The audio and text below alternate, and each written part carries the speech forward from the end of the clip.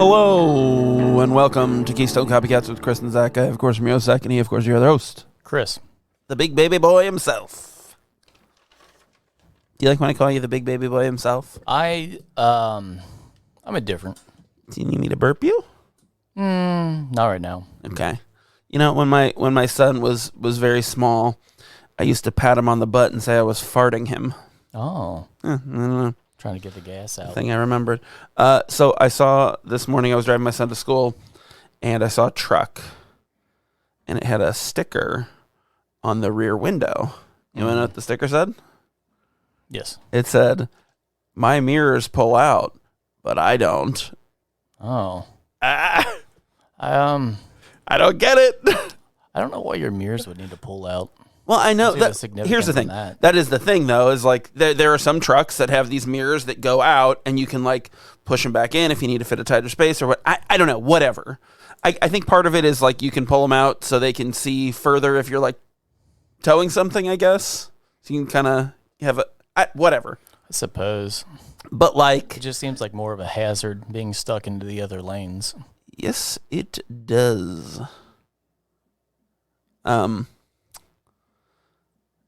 I don't get it. Why is it important that you can see your trailer and you like to jizz in people? Yeah, because the comparison, maybe it's like a conversation starter. Like he just wanted you to come over and talk to him, and he didn't know how to do it. It feels like the like redneck version of those stickers that say, "If you're gonna ride my ass, at least pull my hair." Like it feels like. Oh, have you seen those? No, that's like a Hot Topic or like Spencer Gifts kind of. Oof. Yeah. That was a mistake. Yeah. It happens. It exists. So how you doing? Not too bad. It's been a pretty good morning so far. I've had 2 coffees. Yeah. Oh. 3 technically. 3? Really? 3? If you count the shot of espresso. I do. I do count it. It was on its own. I don't put it in there. I'm not trying to like heighten the drink. I just want it straight. No, it's in addition to. It's like if it was it's like getting a shot with your beer. You're not going to necessarily put them together. You can drink it. It depends on what song you're listening to. Some songs, oh really, especially country ones, they put them on together. Do they really? One shot, one. Do they pull out? And one. I don't know. I think there might be 2 shots in the song because he's like 1 shot, 1 whiskey, 1 beer. I'm like, well, that seems like that's just. What's the shot of? He could have saved a line and just said 2 shots. Maybe he's sipping the whiskey. Maybe the shot. Maybe he means like a vaccine. No, maybe he's country. He's not getting a vaccine. Maybe he's getting a shot of penicillin. He probably shot another ethnicity. Oh, maybe he's draining 3-pointers. Because he's country. Yeah. No, I think yours is the right one. Yeah. I mean, as soon as the cowboy hat goes on, you're shooting people that aren't white. You're very subdued today. You're very like, yes, I drank my coffee. You're very relaxed. What's going on? Just being we got here. there. We got there, buddy. What's going on? Just being here. Just being here. Just being here.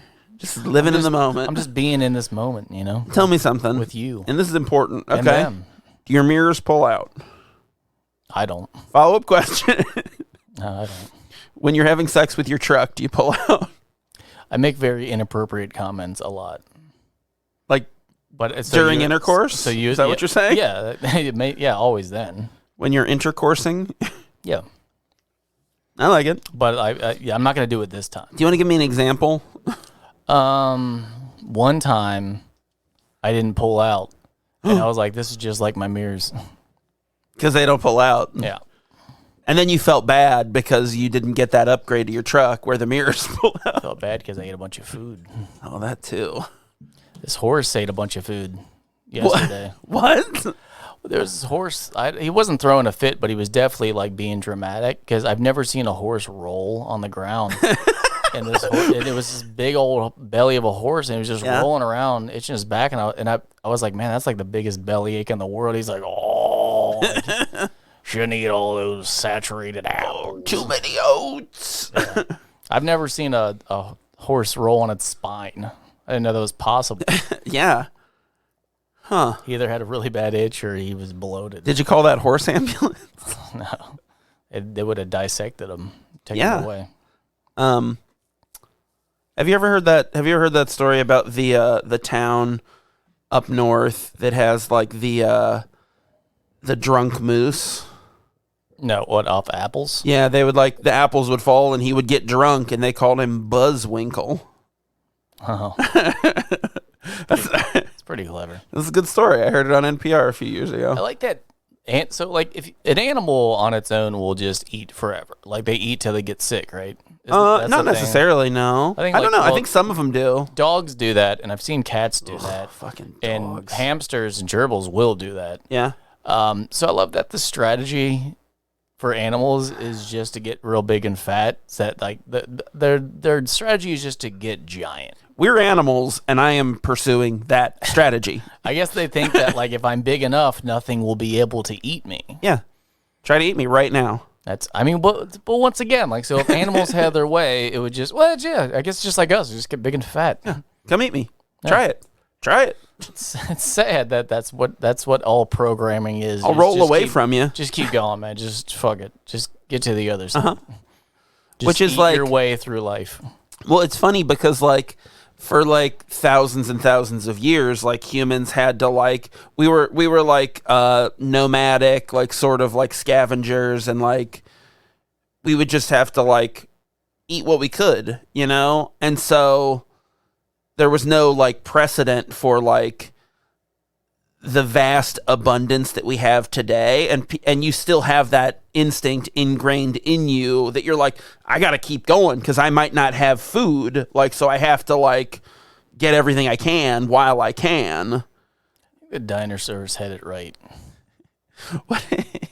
Because they would eat rocks like chickens do it, but they get fat. What if because if you eat rocks, you can't digest them, and it just takes up space in your gut, so you can't eat as much. So it's like an early lap band. Yeah, they had that gastroliths. What if So I think that dinosaurs were like, let's not get too fat, and then they died, and everyone's like, so maybe we should get fat, because I feel like the fact that they're all dead means that they were doing it wrong, or maybe the asteroid was like, not on my watch. What if we made like skinny ass animals? What if we made like an educational children's television program where dinosaurs teach kids about the food groups, and it's called Dinosaurs? Oh, okay. Do you like that? I like dinosaurs if they're just trying new menus. So it's like restaurants, diners, drive-ins, and dinosaurs. I think dinosaurs. Dinosaurs. It cuts through.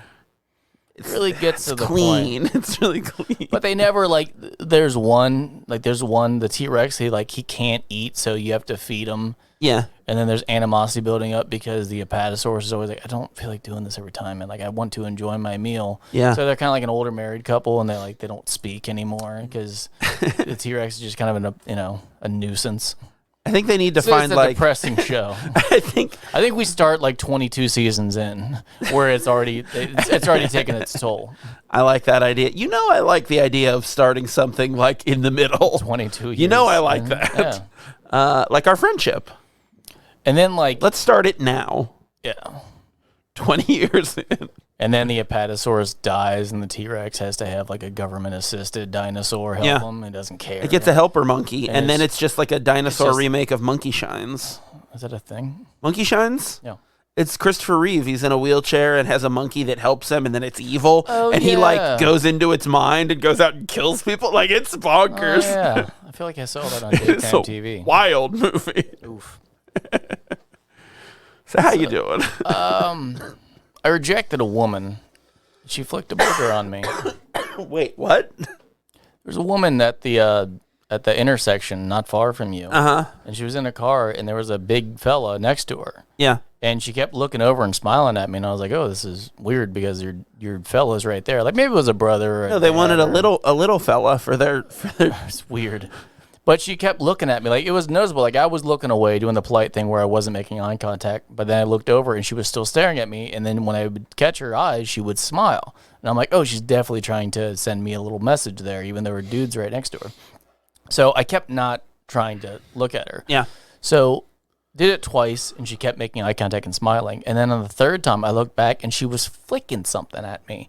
And I think she had was like, fine, fuck you, and was flicking a booger at me. Because that's how you act when you know, if you get rejected, you know, to a guy next to you, you flick stuff at him. I think that's a strategy. He'll never get away. I think you smile at somebody to try to make them uncomfortable so they'll look away, so they won't notice you picking your nose and flicking flicking boogers on them? Yeah. I think it's a strategy, and I think you should start. And all I was thinking, I was like, that poor guy is probably covered in boogers. He's crusty. Just Christophorus. Yeah. That's his name. Christopherson. Yeah. Well, that happened. It's a thing. I don't know what to do with the information. I don't it's not a lesson to be learned, I guess. Maybe just don't stop. Don't stop at stop signs, and that won't happen to you. But wait, you were I think stopped. there'll be bad you were stopped at a stop sign next to somebody? Or a red light. Oh, okay. I was like, man, you got a double lane stop sign. Those aren't super common. I definitely have stopped at a stop sign for a long time. That's when I was high. Because you were waiting for it to turn green? Yeah, I was like, I don't know. And then if it did, I've done it and I don't get high. Like I was just dumb. That'd have been a much bigger problem if the stop sign turned green. Like not. But would it say go or would it still just be green? And you're like, oh shit, like. Oh, it's a green stop. Oh. What does that mean? That's like fucking chaos town. I was gonna say, not only am I not high, but neither is my IQ, and that's why I thought the stop sign was gonna turn green. I had to tell the story the other day, and I realized that I might not have told it on air. Yeah. Did I ever tell you about how my new dad was shooting pears? No. Okay. Like the fruit? Yeah, so apparently there's these fruit trees on the property I live at, and I don't see them. The orchard. And there's just it's an old wives' tale at this point.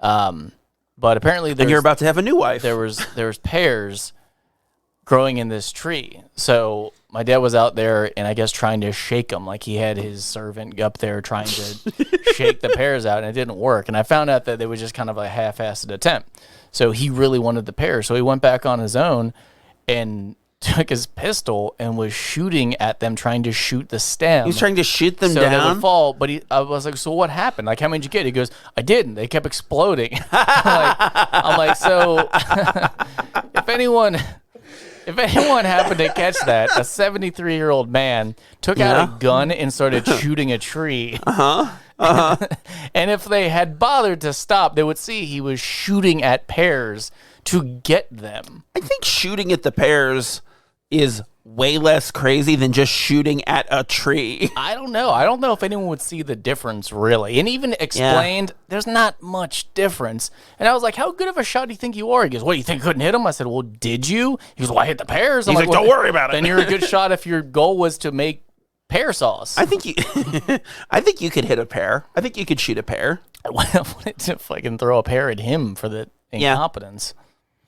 But I'm like, so what happens to the bullet there, buddy? He's like, what do you mean? I was like, well, you're shooting bullets into the sky. Like, that's what happens in the movie The Mexican.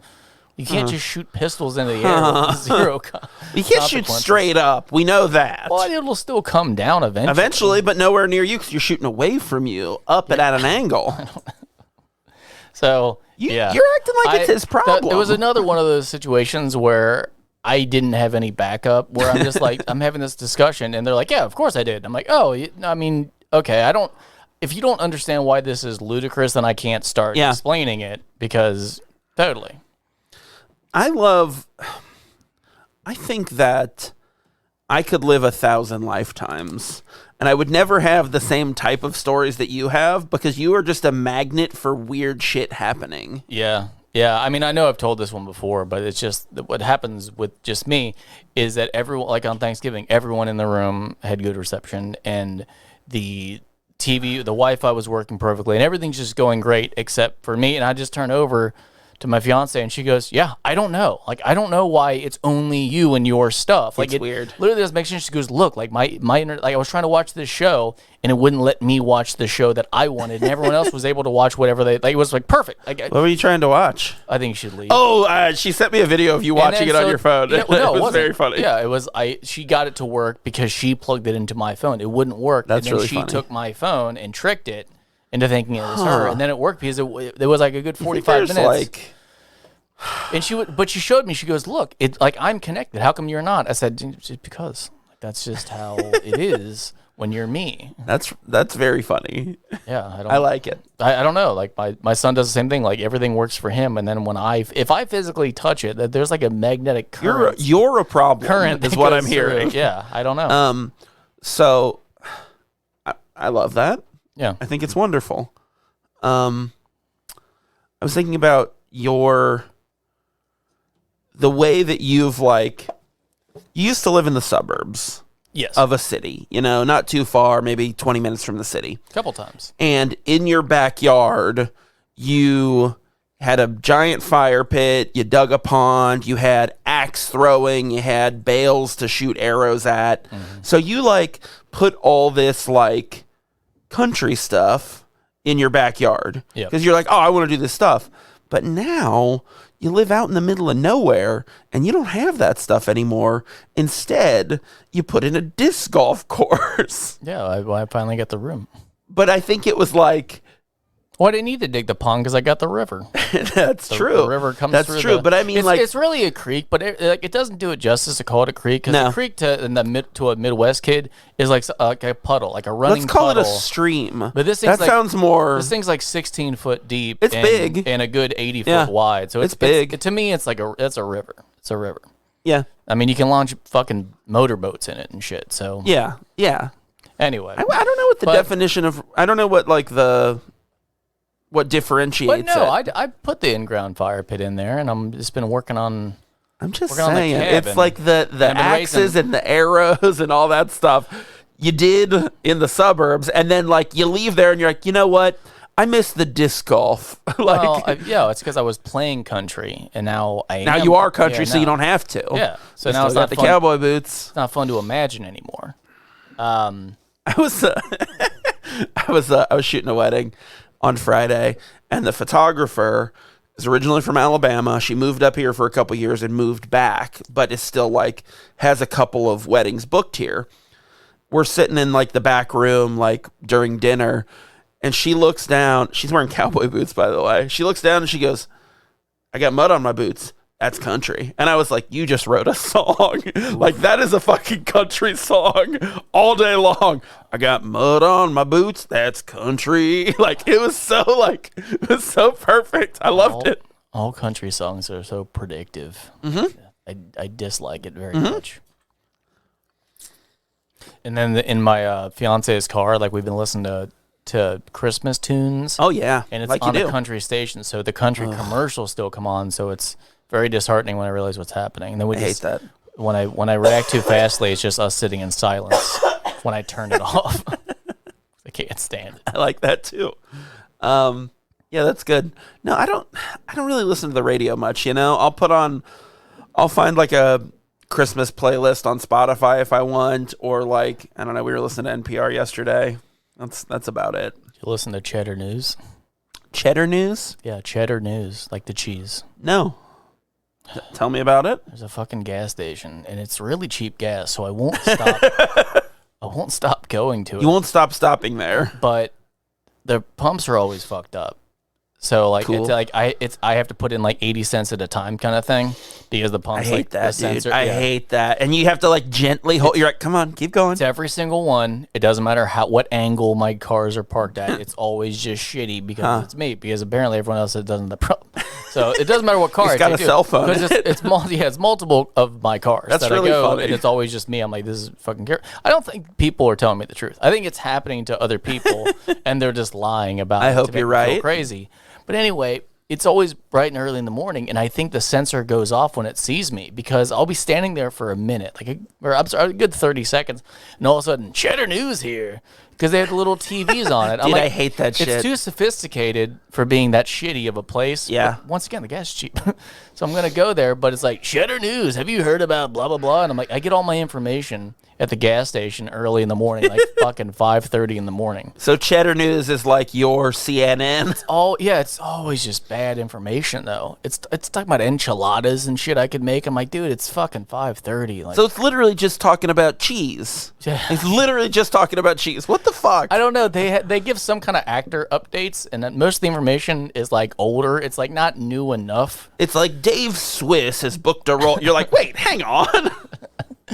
So no, I hate. Fuck, it made me think about it because of the country music when I turn it off. Because I always try to find the button to turn off Cheddar News, Dude. And then I realize I'm not in charge of the gas station, so I can't turn it off. So I just get to drive. There's supposed to be a thing that you can. There's supposed to be a button or a combination that you can push on all those that stops it or mutes it. No. And like I'll go through like, dude, I've seen it on like Reddit like 8 times. People being like, "This is the button you push at this gas station to stop it," and I'm like, "Oh, sick! I'll remember that." And then I do it, and it's like, "Oh, that didn't work." It's somehow louder and more annoying. I just bring my headphones out with me and Same. block out Cheddar News. You got to get your country commercials with your Christmas music. It really is just fucking food. It's so just weird. telling me about things I could make, but like clearly I'm at the gas station. Like you're not selling this shit here. I'll tell you this though, I made some pretty good mac and cheese. Did you hear about it from Cheddar? No. What? I gotta think about it. I did get the recipe from a gas station. No, it was the internet is where I got it. You ever make homemade mac and cheese? No. You would be fucking shocked at how much cheese goes into this shit. It was like 2 pounds of cheese. It was fucking massive. So much goddamn cheese. You're a big old cheese bear. It was good. Might have some if you want it. No. If you want some mac and cheese? It doesn't. I mean, you lost me at how much cheese was. So much fucking cheese. Oh, it's wild. Oh, I had something. I lost it. Well, you want to talk about this movie? Talk about this movie? Yeah. So, as you all know, we're talking about 90s rom-com stars to pair up with Gary Busey on an alien zoo. And last week we were supposed to do this movie, but I didn't have time to watch it, and I screwed up, and we did a different movie instead. And that movie was Sleepless in Seattle. So this week we're talking about Pretty Woman from 1990, which was directed by Gary Marshall, starring Julia Roberts, Richard Gere, Jason Alexander, and Laura San Giacomo. Yeah, I watched this a week ago. So so you're a little not fresh in my mind. Yeah, I'm used to watching them practically the day of. I actually don't mind when I have to wake up super early and watch them at like 4 a.m. because then it's fresh in my mind and I remember what's happening. Yeah. So yeah, I'm going off. I did limited notes on this one too, so I don't. Sure. It's already stagnant and I don't have much to say. Sure. I've got a lot to say about it, and I think I've got some good. I think I've got some good conversation starters that should like jog your memory on stuff. I think. You want to give us a little synopsis? Do you think Jason Alexander was always like practice sexual assault, or was it just like he was so perplexed by how much money he lost that he's like, I have to. You know what? I have to fuck this prostitute. Like I've just got to do it. I don't know. Like, man. would he have left the money afterwards? The $40 that he wanted to pay her. Was it 40? That's what he said. He's like, "What are you, $40 whore? 50?" Well, at one point someone said charge him $100, so I wondered what her normal rate was. Do you think it's like $60? Probably. Oof. But it's 1990, so that's a lot more money. Guess. Hang on, let's look at inflation. It's like a 120. I think it's just doubled. I don't think it's because doubled. Candy bars are twice. Don't talk about candy bars are like four times the price. Are they? Now. What about Nebsco wafers? Necco. Did I ever tell you that it's a plumbing part? Nebsco? Yeah, Nebco. That's a plumbing part. It's like a copper fitting. Okay. And that's what I was saying over and over. That's why I was like, no, I think that's it. No, it's Necco. I know. That's the word I was saying though. Nebsco. And I kept saying Nebsco wafers. It's copper wafers. I like that. Yeah. Oh, that sounds unpleasant. Okay. Because you want the copper to be hard and it's actually like perforated. What?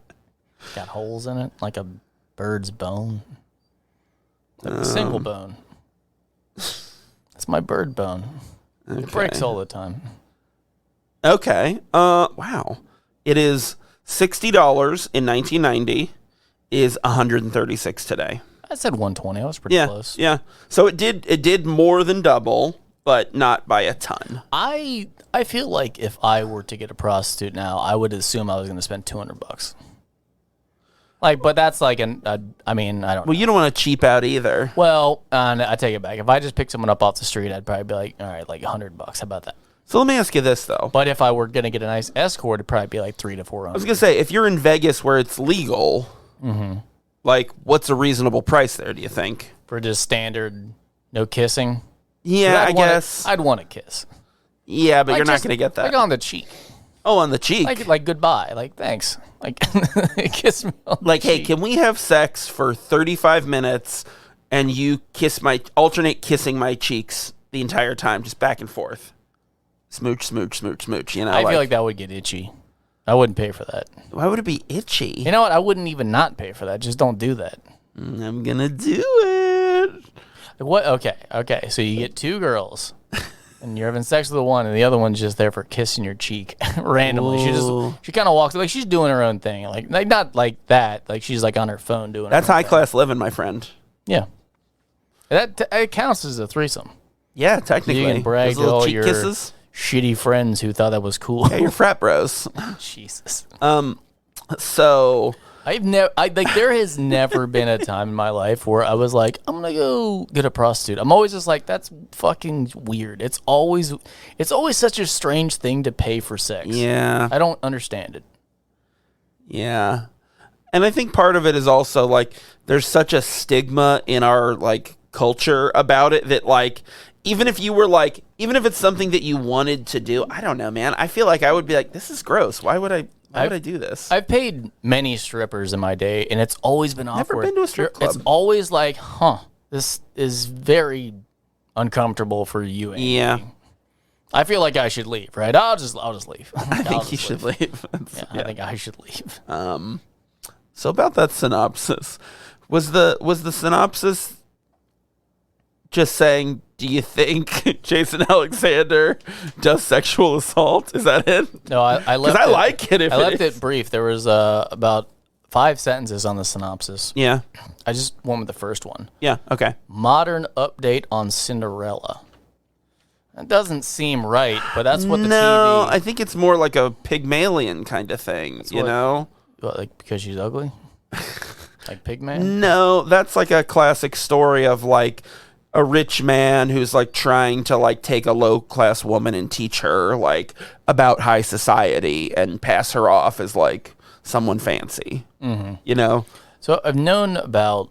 Or My Fair Lady, I suppose, is a more modern reference, I think. I've known about the big scenes in this movie, like the... Because they're huge in culture, like Die Hard, you know? The snapping of the necklace box. Yeah. That was improv or whatever, and then the shopping, big mistake. Big mistake. That was so fast. It's so fast, and it's so fast, and it left such an impact on culture. Like you've seen that, weird. Yeah. But like, so when it happened, and this is the first time I've seen it, I knew about it, but the first time I've seen it, I was like, oh. But also, I don't disagree with the shop owners because you're like, yeah, they probably have to filter people. It's a thing. I don't know, man. I get it, but I get both sides where it's like they're being snooty and shitty. She's saying I have money, and they're saying you don't have enough money. Like it's like well, they don't want her there because it's a nice place. It's kind of like kicking someone out because they're wearing like I don't care how much money you have. If it's a black tie affair and you're not dressed appropriately, like you gotta leave. Like I get that at like an event, but if you're a store, like I don't know. Well, Beverly Hills was like a high end. Place in the 90s. So yes, it's like until the Clampets showed up. So boy. Like, I mean, like I get it, they're shitty, but like anyone who's in there is shitty. So that's what you need to accept. So when they kicked her out, you're like, what did you think was gonna happen? Yeah, and then like Richard Gere goes and like tells Larry Miller like to suck up. Like that's funny. I like Larry Miller. But also the message in that is I get to be whatever kind of ass I want to because I have money, and you're like, and a nice suit. So we're supposed to like him, I guess. I don't know, man. Like the whole time with Richard Gere, I'm like, oh no, like no point do you dislike this guy. It doesn't. But you kind of should. I've never felt so much like this is not a real person. Like this is everything about this guy is fictitious. Like as in he's a character. Yeah. Like. I'm watching Guardians of the Galaxy, and they're fucking flying through space with a rope on Drax's and you believe it more? And you're like, wow, like, that's fucking crazy. He's doing that. And then I'm watching Richard Gere like, oh no, like I'll pay for the entire week just to have a companion because I want to make sure you're treated right. And you're like, no. No, like, why are you being this nice? Oh, I just thought someone should treat you nice. Like, or like he's sitting there watching her cackle at the TV with that atrocious laugh, and he's like, huh. like, look how beautiful she is. Like, no, she's being obnoxious. Like, she's being too big. Like, I feel like in that scenario, I feel like she's definitely like being really big. Like, she's definitely like overplaying the like kind of coarseness of like her character. I think definitely to like highlight the contrast between the two, but he's also like overplaying the snootiness sometimes, you know, except for that room. She was like, this is a great room. I'm like, that room is ugly as fuck. Well, it's 1990. People couldn't see as well back then. Golden elephants that nothing matched, and it was like granny couches. They were granny couches. I was like, damn. But that's like 80s. That's like 80s fashion. Like, you know? Like early on when he's like, she's like, why are you up on the top floor if you're afraid of heights? He goes, I've tried to find a penthouse on the bottom floor. It doesn't work. And I'm like, oh, so this is going to be something where he rescues her from a height thing. I was like, this is... Yeah, which is a good setup, I think. A lot of foreshadowing, but like, this is very obvious that at the end, because like midway through when he's sitting out on the balcony, like you can see him inching towards you, like, oh, so the climax is going to be that he goes, because not seeing this movie, at the end, I'm like, oh shit, like she's going to leave. Like, they're not going to see it. I'm like, that's crazy. I'm like, that's a cool ending. So then when it ended up being like he was the knight in shining armor, I'm like, oh, this is dumb. It's too sweet. Too on the nose. Yeah. But I don't know, man. I feel like this is one of those like foundational movies that has to like set that cliche so other movies can subvert it and do the thing that you wanted it to do, you know? Sure. Like I think it works for that reason. Yeah, at the time. Yeah, exactly. It would have worked, but yeah, it didn't. It doesn't hold up as well in that way. Trying to find. But I will say that she really is just kind of a adolescent mind, because she's like, no, the reason I'm mad is because I know you're giving me everything. Like when he's like, oh, I'll hook you up in an apartment, and then like when he's like talking about kind of like dating or whatever, or figuring out what they are, he's like, I'll hook you up in an apartment and then you won't have to work anymore. Yeah. And she's like, but you didn't do, but I imagined it like a white knight to come rescue me and you didn't do it right. I'm kind of like, man, what a prissy asshole. No, I mean, here's the thing. I get that. I get that it's like... I know you're like, saving me, but it's not the way I But he's not. He's not, though. He's not saying, hey, do you want to come and, like, be in a real relationship with me and not have to do this thing anymore? He's saying, hey, can I hire you to be here for me to fuck you whenever I come to town? Yeah. That's, like, what that is. Yeah, which is like, okay, there's a difference, but, like... But here's the thing. I mean, if someone's like, hey, you don't got to work anymore, but when I'm in town, would you fuck me? If you're a prostitute, if that's your profession, you're like, oh, this is a sweet-ass fucking deal. Well, what's funny, though... I don't got to hook anymore, because clearly you're going to go fuck on the side when he's out of town. Who gives a shit? Well, but what she says, though, is a week ago I would have said yes to this. It would have been a great deal, but now not. She's really bad business. And it's not about, like... It's not about, like, she's a hooker, so she should do it. It's like... oh, yeah, I would do this as a hooker, but then we had this week together where I basically fell in love with you, and now it feels shitty that you want me to be a hooker still. Once again, she's a really bad businesswoman. Well, she can't stick to the deal. Like, the deal was just like, hey, I'm going to pay you. And then he's like, oh, this is correct. I'm just going to keep paying you. And she's like, but I love you now. Like, wow, that's fucking so shitty that you're really not good at this. The way that I think she's not good at it is she says... 100 for an hour, and he says how much for all night, and she says you couldn't afford it, and then says $300, which I'm like, that's 3 hours? Like, what do you mean? Yeah, I didn't understand that, because she's like, times are taking, like, she's really trying to bang him right away, like getting the rubbers out and everything, and she's like, I'm like, you don't understand, like, you're hourly, like, you want to milk the clock. No, she doesn't, though, because it's $100 regardless, if he takes 10 minutes or if he takes 50 minutes. So if he takes 10 minutes, it's less likely he's going to want to go again, and he's going to try to get her out of there so she can go out and make more money. I thought it was $100 for the hour. It is, but that's like a minimum. You know, you're paying $100. The max you're going to get is an hour, and you're going to milk into that second hour, then you run. Then that's when you make your money. I'm still here. You get the guaranteed 2, and then you run. because it's already locked in. But she did make him pay up front. So she would have had to stop. She would have had to stop and be like, another 100 elephants on the way out. They would have got another $75. God, this thing sucked. Oh, they're so beautiful and high class. But when he's working and she like sits on the edge of his desk, yeah, he's like, "You're on my fax," and she goes, "Oh, whoops." I was just like, "Get the fuck off his fax!" Like what are you doing? Like that's so rude. You have no patience for anybody. No, but they're sitting on your fax. Like that's not okay. Get the fuck off. You should apologize. Like, hey, I'm sorry I crushed your report. It's paper. So you can't crush it. What if he had to fucking send it somewhere? What if he had it folded nicely and it needed to stay? Like that doesn't make any sense. You can't crush it. It's not crushable. It's like sitting on a book. Paper's not crushable. It's wrinkleable. Not when you sit on it in a stack.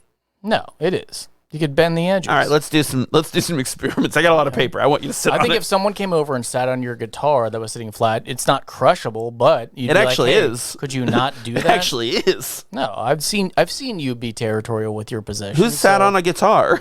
I don't know. Never seen anyone sit on a guitar, you liar. I think if someone leaned on your amp, you would be like, "Hey, dude, don't do that." Like, it's not crushable, but hey, could you not? I gotta tell you, especially if you're like you're on my amp, and then she was like, "Oh, whoops," and then didn't move, you'd be like, "Ah." I love this. I love that you keep picking things that I'm like, who cares? No, you're leaning on shit. Well, it's because it doesn't matter. You're being fictitious right now about your answer. I mean, I don't think so. Whatever. So here's something that I kind of came to like towards the end of this movie. Here's like a conclusion that I kind of came to. The thing about like rom-coms and like especially in the 90s is that they have these unbelievable premises, you know? Like this crazy, like when you think about the premise of it, you're like, well, that's fucked up.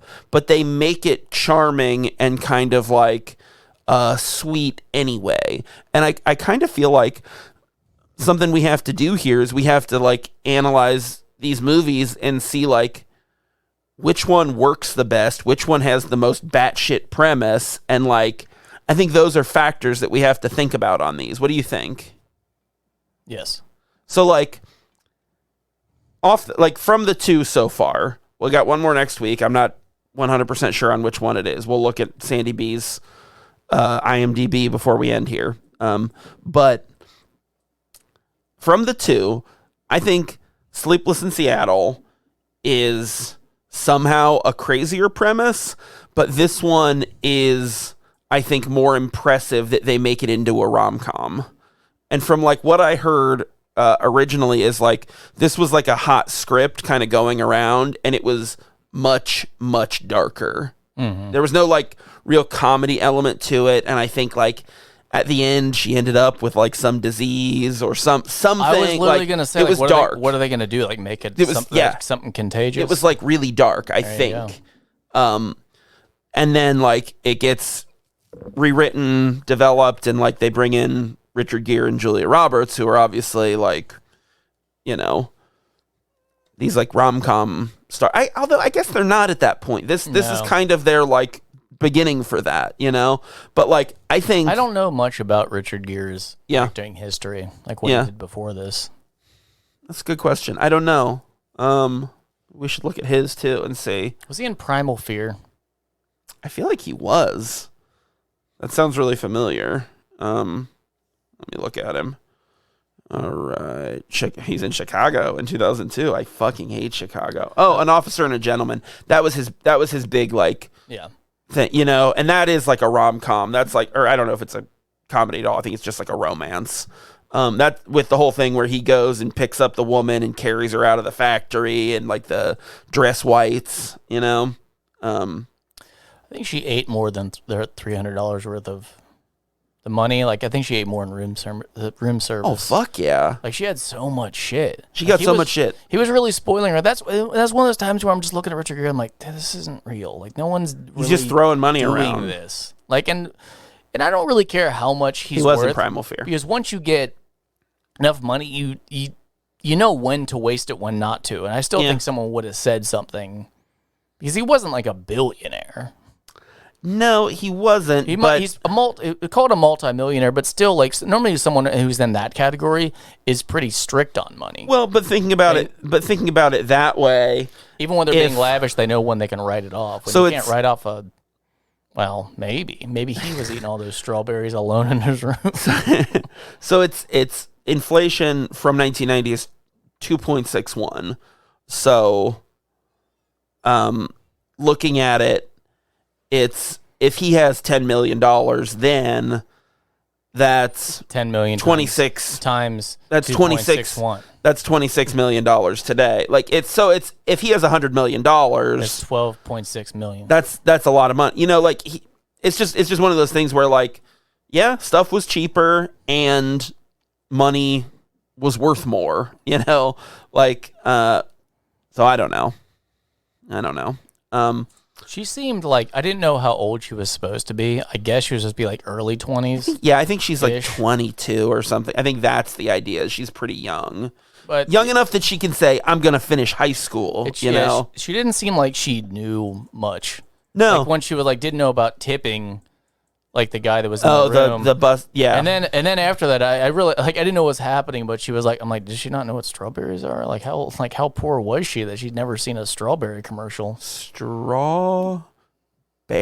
She goes, what are you trying to do here? And I'm like, those are strawberries. Then she was like, you know, like you're trying to suck up or whatever. I'm like, I'm still like, you seem like you didn't know what the strawberries were. I think you know what strawberries are. But to be fair, I'm just gonna poke a little hole in your argument here. You just said, look, she's never seen a commercial for strawberries. I've never seen a commercial for strawberries. What are you talking about? Yeah. They're like, we got them. Oh, broadcast TV's rotten with strawberry commercials. It's because in California, you're going to see them a lot because that's where they're grown. But like, they're going to lose money. I don't think they are. They're going to lose money sending them out to states. Honestly, I think strawberries primarily come from like Washington. No, and that's why, you know, they're in California, where it's like the strawberry capital, the strawberry commercial capital of the world. Yeah. And then so they're like, oh, if we don't send the trucks out their state motto. delivering these strawberries, you know, we save more money. So we got to get them out of, you know, we got to keep them in the state, but we got to, you know people to get some eyes on them. At the end, his like business deal, they're actually going to build the ships out of strawberries. Yeah, that's part of it. Well, and he lasts 14 days, and like they'll be mushy for like 8 of those days. Yeah, at the end of it, when he's like, and he ruins the deal, and then he's like, and on top of that, I'm going to help you. And you're like, no, you wouldn't, Richard Gere. I'm like, no. He's changed. You don't know. Hold on, I'm like, no, fucking Edward, you idiot. And that's the thing, until the rape part, Jason Alexander, I'm like, oh no, he has a right to be furious because they've been working on this for over a year. This is a big problem. Like, yes, they probably would hire a hitman to kill that motherfucker for crushing the deal. No, but that's a lot of money. No, but the problem of that is like, he's still Richard Gere's lawyer. He's still getting paid the whole time. I didn't understand. He's not necessarily making. That's what I didn't understand. What no one knows what the relationship actually is, like what kind of kickback he was getting, because clearly he had something to say. Because I'm sure he gets a commission when they sell off the stuff, like break up the company and sell off the parts. But like, that's what didn't make sense with the lawyer. I'm like, well, he's fucking like hourly or pro bono or like whatever. He still got paid, so he wouldn't care. So the fact that Jason Alexander did was like, okay, he has he's got some stake in the deal, but at that point, you're buying into the company. You're building ships together. If Richard Gere's this great businessman, don't you like pivot and go, okay, then I'm gonna benefit off that. Whatever you're getting out of this. Like if you're a good businessman, if you're a good lawyer, like why don't you just do that, you know? Instead of try to rape the hooker who he loves. Yeah, I think they kind of forced that idea into the script. They're like, what do lawyers do exactly? Oh, he's gonna get real pissed. Oh, they rape hookers. He's gonna be lost a lot of money. But when they're at the party, and then the polo, when they're at the party doing that, and he's like, "Oh, she's a prostitute." Like, it does make sense why Richard Gere says that. Like, "Oh, don't worry about her. She's not a spy. Like, it's a fucking prostitute." But then when she gets all mad, I'm kind of like, once again, going back to the bad businesswoman. I'm like, yeah, like that's the fucking agreement. You know, and that's the thing that rationally looking at it based on like their agreement, what they like, the terms of everything. She has no right to be upset about it. But emotionally, it's like, yeah, I get how you feel. Like, I understand. Yeah, but like, shitty, but right then and there, that probably should have cut her off from like, instead of storming out, been like, oh, this is a business deal. I don't love this guy because he's shitty, and said, oh, she's nothing but a prostitute. Dude, Jason Alexander in that scene, in the polo scene, is such a slimy piece of shit. He hears that she's a prostitute, and like 15 seconds later, he's like, when he's out of town, we should fuck, right? Yeah.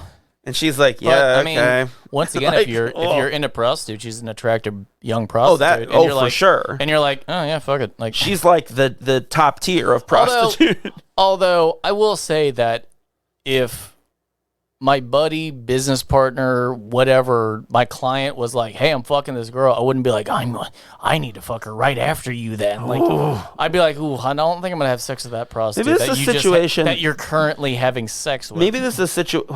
See, that seems like Jason Alexander's character is just such like a horny, gross, like,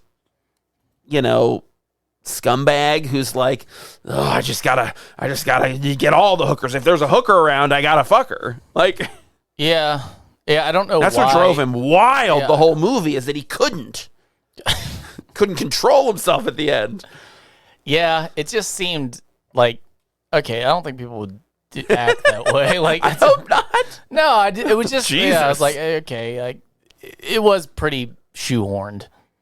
Like, we gotta make him slimy. Like, I think he's this kind of creep. I think they set it who up. Doesn't know that like that's bad taste to be an attorney and do shit like that. Like, that's not gonna work well for you. I think they set it up pretty well. I think they set the stage for it pretty well throughout the movie with like the little interactions with him throughout, where he's like, all about the business stuff, all about like, oh, we're gonna fuck this old dude over. Like, we don't care. Like, he makes himself out to be this ruthless, shitty business guy. But then again, you have to stop and go, okay, well, Richard Gere has an ex-wife and now a recently ex-girlfriend.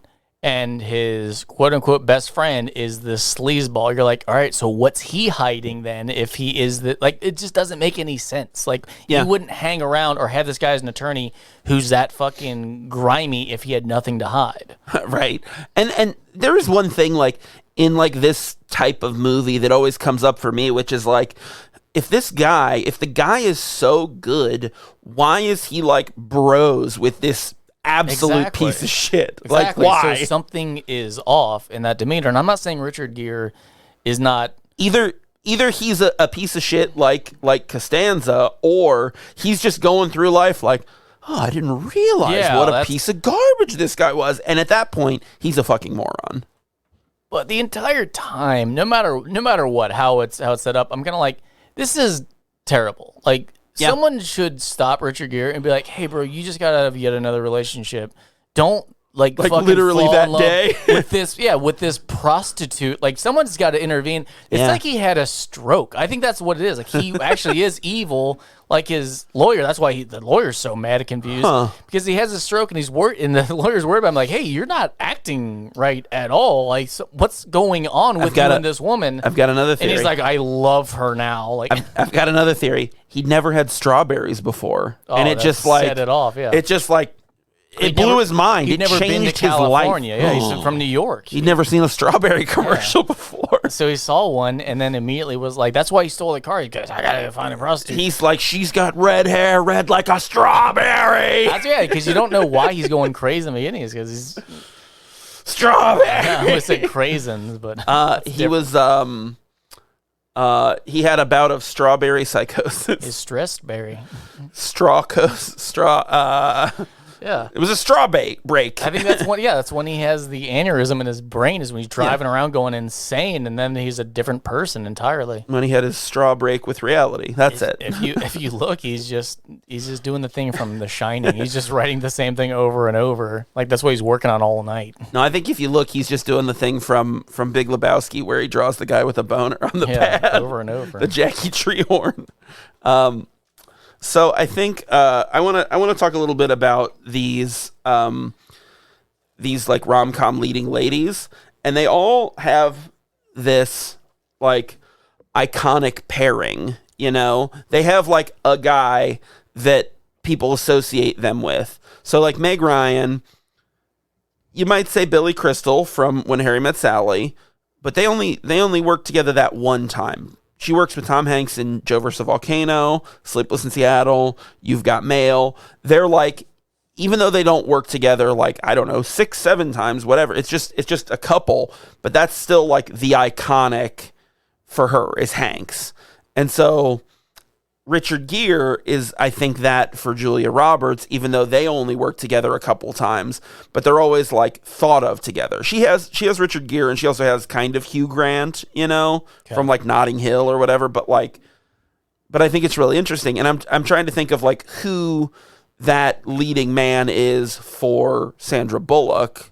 And I think it might be Keanu. Exactly. Yeah. Because not only do they do Speed, but then later they do the rom-com or the rom-dram, the magical realism of the Lake House together, which I happen to love, even though I know it's terrible. Mm-hmm. That's one of those movies that like I watch and I'm like, this is dumb, and I don't know why I like it, but I really do. Is that the one about the mailbox, the magic mailbox? Yeah, we talked about it. Yeah.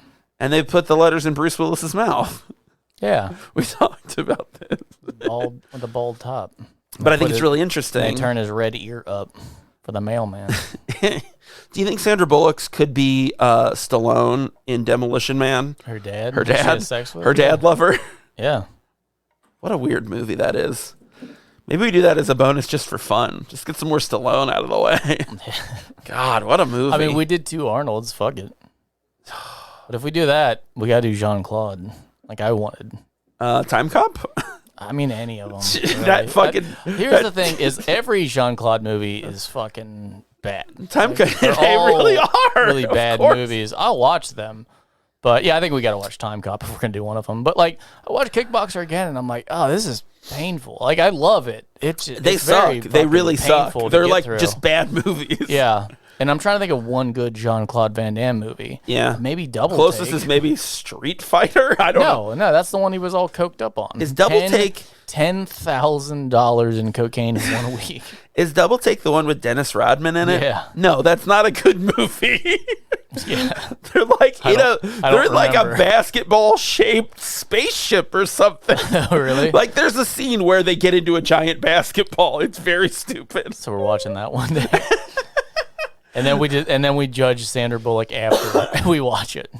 I remember we talk about that movie and then we say, and then Sandra Bullock did this.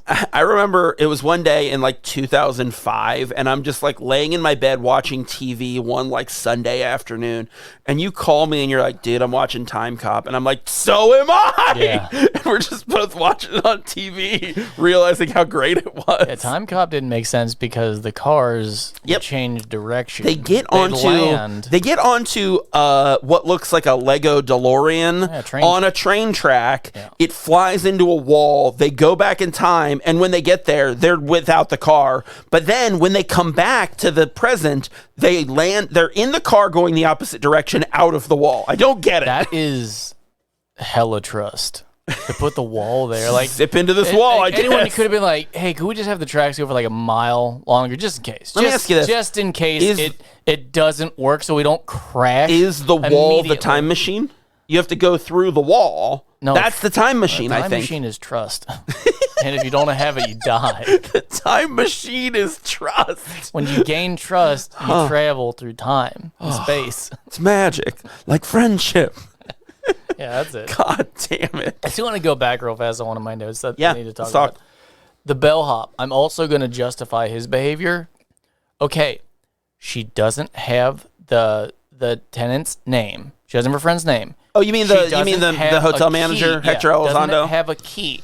Mm-hmm. She is a prostitute. Yeah, and she's trying to go back in the dude's room. Like, dude, like that's immediate job dismissal. Like you're fired on the spot. No. If you let a prostitute back into your room. That's the thing. He's in the right, but I think the whole idea of it is that she just got treated like shit and comes in, and he is also like, hey, fuck you. But then he helps her, and they develop like a relationship, which I think is really great. It was just back to back with the yeah, and I think that's the point. Suite. But you're kind of like, all right, like, but once again, like this is like walking around with dog shit on your shoe. People are gonna be like, oh, I don't know, man. Like you need to fix that. You can't keep coming in places. I feel like the hotel manager treating her badly wouldn't have affected her the same way if she hadn't just been told to like get fucked at the fucking store. I'm surprised Like, I like their relationship. I'm surprised that he wasn't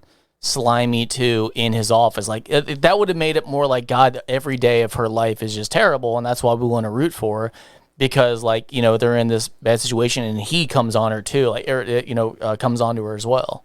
Yeah. Like, so that way it's like all these guys are just like, yeah, this is terrible. So she finally found a guy that's acting decent. Yeah, he's a nice, like, not as much as shitty dude. As much as I like the relationship between her and the manager, I think they could have done away with that and made him slimy, and that's why it's like, oh, I really want, like, the one nice guy to come through because everyone else is shitty.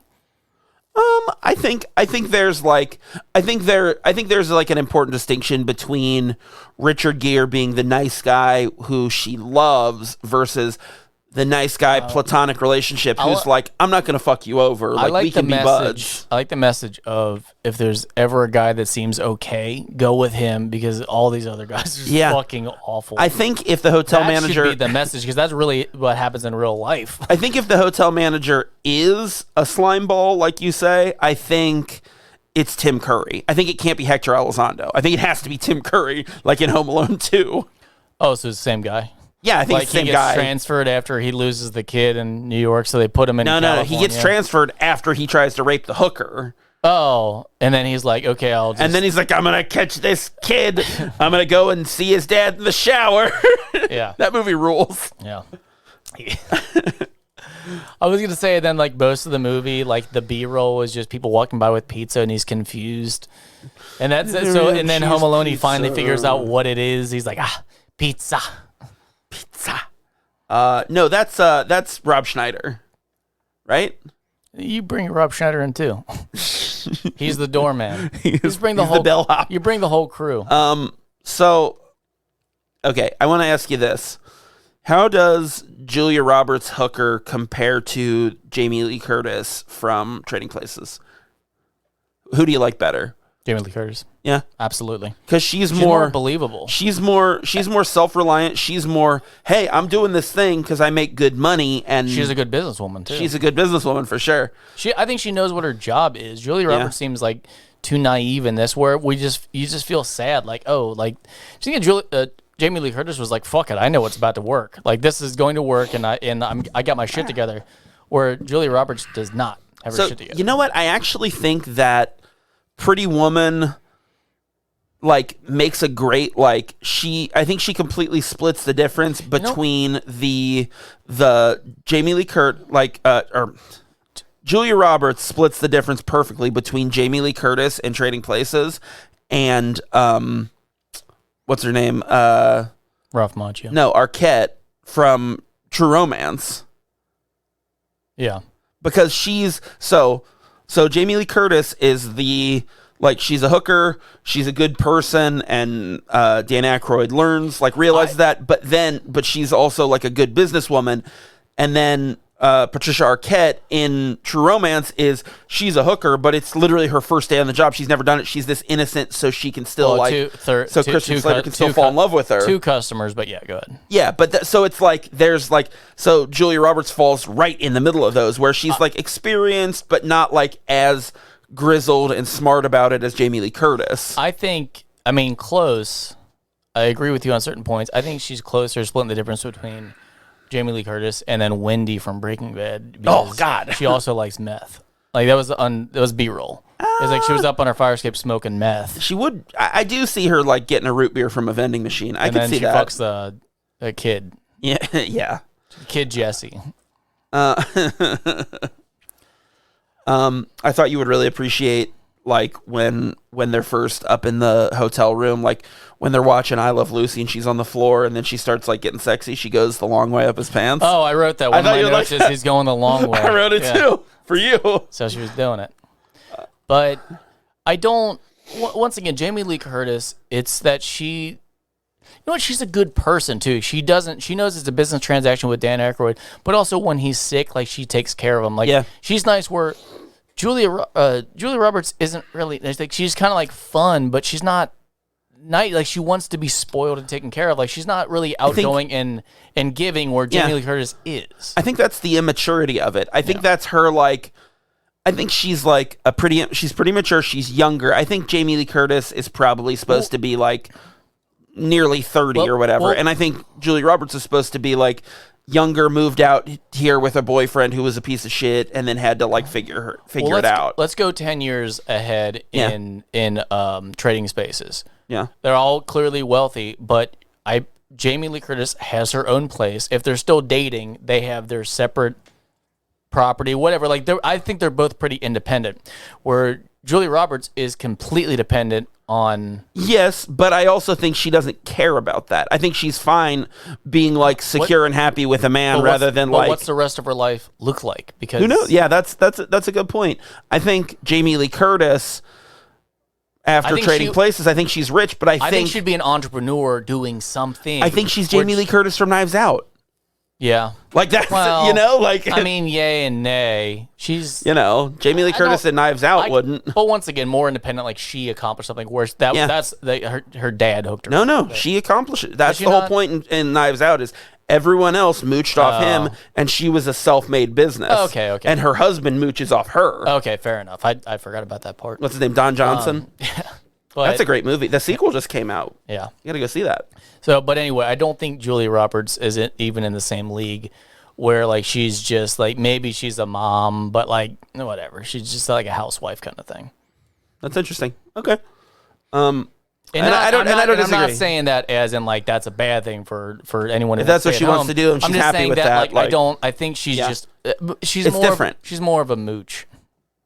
Yeah. I could see that. I could see, like, she's just, doesn't want to work. That's an interesting point, too. Like, looking at him down the line, I think that is actually really interesting. Well, all we've got left here is I want to know your thoughts on this movie. I wouldn't watch it again. You wouldn't watch it again? I think it's... I was going to say, like, I'm not going to bomb it off the face of it. I was going to say it's fine existing, but that's harsh. No, I'm like, I don't care. I wouldn't promote this movie. It's one of those things where, like, oh, you got to see it because everyone says you have to see it. I don't take away much of anything. Like, this movie was already, like, if you heard the premise, you're like, oh, cool. You wouldn't have to watch the movie. You're like, oh, this prostitute, you find she falls in love with this guy, and they didn't intend to. Yeah. And I'm like, there's not really a lesson to be learned. In my mind, this is kind of just a waste of time. I think if this is a movie you saw 20 years ago, you feel differently about it. Yeah. But I didn't. I get it. Yeah. It's one of those, like, I think it's a good movie, and I'm, I don't know. I think so far, I think Sleepless in Seattle is a good movie. I think Pretty Woman's a good movie. If there was, once again, if there was any kind of lesson, I'd be okay with it. I don't think there is. I think it's just a long, they fell in love and they didn't intend to. Okay. Well, there it is. Yeah. Yeah, like, I get that. Even Sleepless in Seattle, it's kind of like, oh, it's crazy. Like, beyond all possibility, they find each other. And like, well, okay, well, fuck. Like, all right. But, these are just stories to, kill time. Yeah. So, Julia Roberts was nominated for Best Actress for this. What do you think? You think she deserved a nomination? She was good. I thought she was really good. I don't know what it was competing against, so. 1990? Let me look. I'll take a look for you. I mean, if it's between like that and Congo, I'm going Congo all day long. Congo's from like 1996. I'm still going Congo. Even though I don't know who the actress was in Congo. Laura Linney? Is that the one from No, she's in Ozarks? Jurassic Park. Oh. Oh, shit. Kathy Bates won for Misery. Oh, okay, yes. Yeah, that's correct. In many ways, that's correct. Yeah, so Kathy Bates, Angelica Houston, Julia Roberts, Meryl Streep, and Joanne Woodward. Those were the nominees. And I think Kathy Bates in Misery is fucking incredible. Yeah. That's a really good movie. I think she did a good job in this movie. Like, I don't think she could have done anything better. I think she earned her nomination, for sure. I think she deserved it. But I don't think she deserved to win. So what are we gonna do for next week? Let's look at Sandy B and figure out. We can still do half the episode double take, half the episode talking about that time we watched Double Take. No. Those deserve their own individual episodes. Like, we're not cheaping out on What do them. you mean? Like, we're going to do 2 episodes about it? Like, one's about almost said Neon Dion. What's That his name? too. What's his name? Jean-Claude Van Damme. Jean-Claude, and then the other one's about Rodney. What's his Dennis name? Rodman? Dennis Rodman. Rodney. Rodman. Okay, here's the thing. So I think Sandra Bullock is the right choice. Here's here, the thing. like we talked about. If this is a competition, Speed's going to win. So we can't do Speed. Well, no, we can't do Speed. We can't do Speed. Just everyone out there, we'll do Speed, just not yet. Speed's so good. The issue is I think a lot of the movies that we would pick for Sandra Bullock come out in the 2000s. And I don't necessarily think that's I just bought a print where it's a shittily drawn or animated bus, and then it's Dennis Hopper's big face over top, and it says Pop Quiz Hot Shot. I like that. So I'm so happy. It was so not worth the money. How much was it? I don't know, like $22. Oh God! But then with the frame is another $30. All right, so I'm gonna read you. I'm gonna give you some. I'm gonna give you some titles, and you tell me what's jumping out at you. The Net. Okay. No, not The Net. I think we watched The Net. Let's see. Let's start. I think we gotta do Miscongeniality. It's 2005, my friend. Oh shit! So we can't do that. If we're going into the 2000s, I think there's a different movie. We stay 90s when we go with The Net. Okay. So let's see. Working Girl. Oh no, that's a TV show. Hang on. There's a movie called When the Party's Over. No. Let's read a little synopsis. Let's give Three women and a gay man in their 20s share a house in L.A. Boyfriends and a kid brother come and go. I think we do something that the audience knows. I agree. So... Is there like a prelude to Miscongeniality? Not in that same way. I think... It was like Baby Congeniality? Ms. Congeniality. I think... Our options for that are going to be While You Were Sleeping. Yeah. Hope Floats. Is that it sounds like Practical Magic. That sounds like the same movie. These all sound like the same movie. No, I'll tell you this. Hope Floats and Practical Magic are more drama, more romance, and I believe While You Were Sleeping is more of a comedy. So While You're Sleeping is... All right, let's do that. I'll give you the premise of it. Give me a break from these movies. Comedy. A guy falls and hits his head. It's Peter Gallagher, the guy with the big bushy eyebrows from the OC. Is this Overboard? No. Is this the movie Overboard? He hits his head and goes into a coma, and she used to see him on the train and had a crush on him and sees it happen and gets him to the hospital. Wait, is this... His family comes and she pretends like she's his girlfriend and then falls in love with his brother Bill Pullman. That's the movie. Is this Overboard? I've never seen Overboard. But, so we're going to do While You Were Sleeping. Or she pretends to be the wife and the kids and falls in love with somebody. I don't know. I've never seen Overboard, I don't know. I've seen both versions of Overboard. They're both bad. It's the same movie. So let's just take a look real quick and make sure this is streaming somewhere and not get another True Lies situation. We could and I'm just throwing it out there. Do Speed? Just watch Predator instead. I really want to watch Prey, actually. I heard it was really good. Nah, it's whatever. Really? Yeah. That's a bummer. Okay. And I went into this one wanting to like it. It's on Disney Plus. Okay, there you go. Yeah. So Disney's one of the ones that works sometimes in the evening. That's well, let's hope.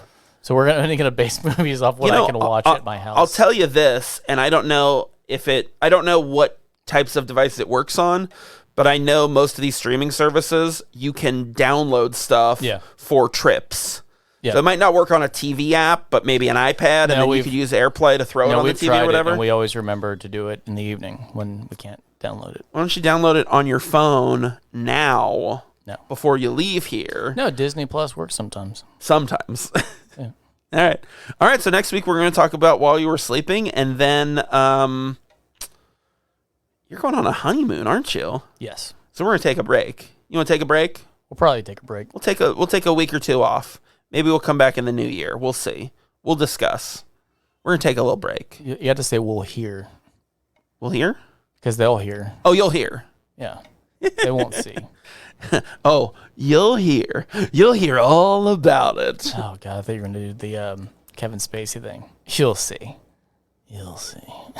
Fucking creepy end. Ugh. I immediately thought of the that like torture fucking scene from Seven? No, Sin City, where like the girl won't cry and he's like, you'll crack, you'll scream, and you're like, oh, I tried to watch that the other day for the first time in years. It's I couldn't cheesy. get through the first part. It's cheesy, and if you don't go in knowing it's really cheesy, it's like I got through the opening, and I forget the actor's name, Josh whatever. Hartnett. Yeah. Yeah. And then it got to the first like credits. story. No, I got to the opening credits of the characters, and I was like, oh, I forgot about this movie, and then turned it off. I was like, oh god. I mean, I liked it, It's but the same thing with 300. I tried to watch the beginning, and I'm like, Yeah. oh, I don't care. Like, this is dumb. I remember loving this movie. it's because they're like overly stylized and kind of, yeah, maybe that was. They're fine. I don't know why I was so upset about it. Like, I knew it was stylized. Yeah. It's just seeing it, I'm like, ugh. It just doesn't hold up. Yeah. That's the thing. You know what's worse is Sin City 2. Oh, I've never seen that. That movie sucked. I snuck into it after another movie because I didn't want Frank Miller to get any of my money.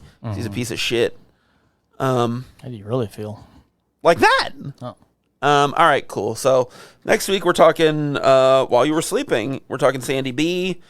And and then you'll be fucking married, and I can't try to win you over and marry you. No, not yet. This is gonna ruin my life. I mean, people die. You marry my corpse. Bet.